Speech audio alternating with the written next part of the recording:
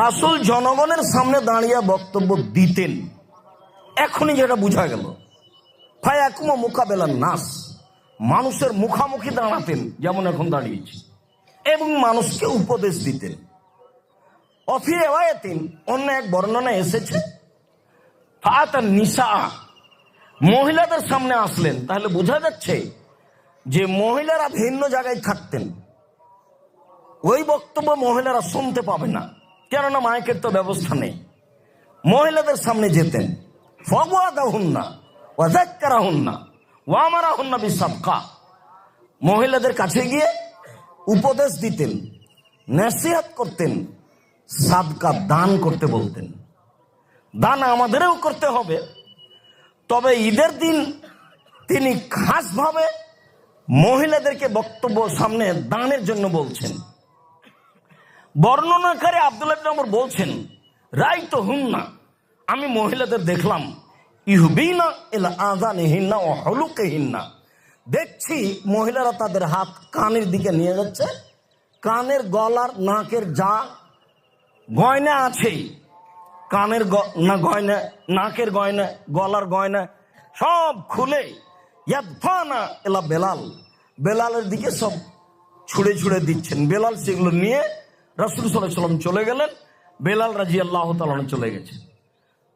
আরেক বর্ণনাতে এসেছে তিনি মহিলাদের সামনে বললেন, তাসাদ্দাকু তাসাদ্দাকু তাসাদ্দাকু, মহিলারা তোমরা দান করো, দান করো, দান করো, এসব কথা বললেন।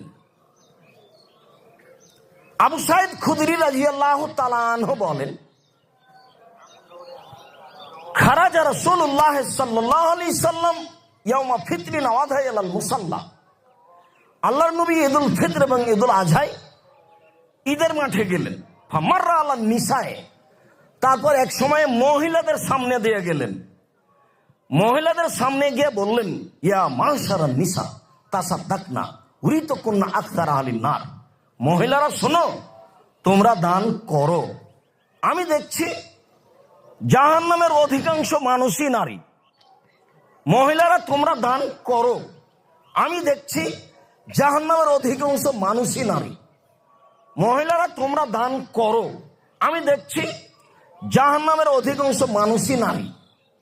তাহলে বোঝা যাচ্ছে যে দান দিয়ে জাহান্নাম থেকে বাঁচা যায়, তাই দান করো, জাহান্নাম থেকে বেঁচে যাওয়া। অন্য এক বর্ণনায় আয়েশা রাদিয়াল্লাহু তাআলা আনহা বলেন,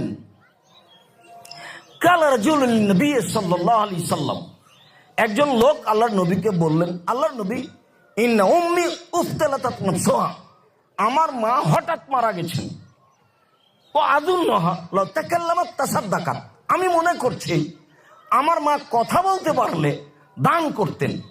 ফাহাল্লা আজরুন ইন তাসাদ্দাকতু আনহা, আমি যদি আমার মায়ের নামে দান করি তাহলে কি নেকি হবে? তার নাম, তিনি বললেন হ্যাঁ, তাহলে মরা মানুষের নেকির কাজ করা যাবে, সেটা হলো দান। আবু হুরায়রা রাদিয়াল্লাহু তাআলা আনহু বলেন, কালা রাজুলুন নবী সাল্লাল্লাহু আলাইহি সাল্লাম, একটা লোক আল্লাহর নবীকে বলল, আল্লাহর নবী, ইন্না আবি মাতা, আমার পিতা মারা গেছেন, ও তারা কামালান, টাকা পয়সা ছেড়ে গেছেন, ওলাম ইসি, কোনো উপদেশ দিয়ে যাননি।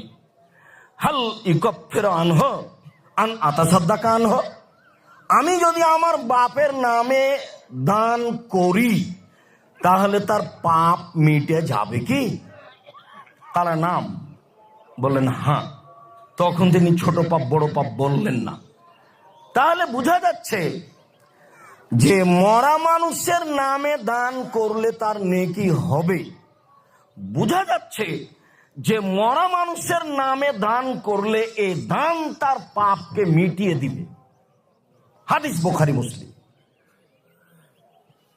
উকবা ইবনে আমির রাদিয়াল্লাহু তাআলা আনহু বলেন, রাসূল সাল্লাল্লাহু আলাইহি সাল্লাম বলেছেন, ইন্না সাদকাতা তুতফিউ হারাল কবুরে, নিশ্চয় দান কবরের শাস্তিকে বন্ধ করে দেয়।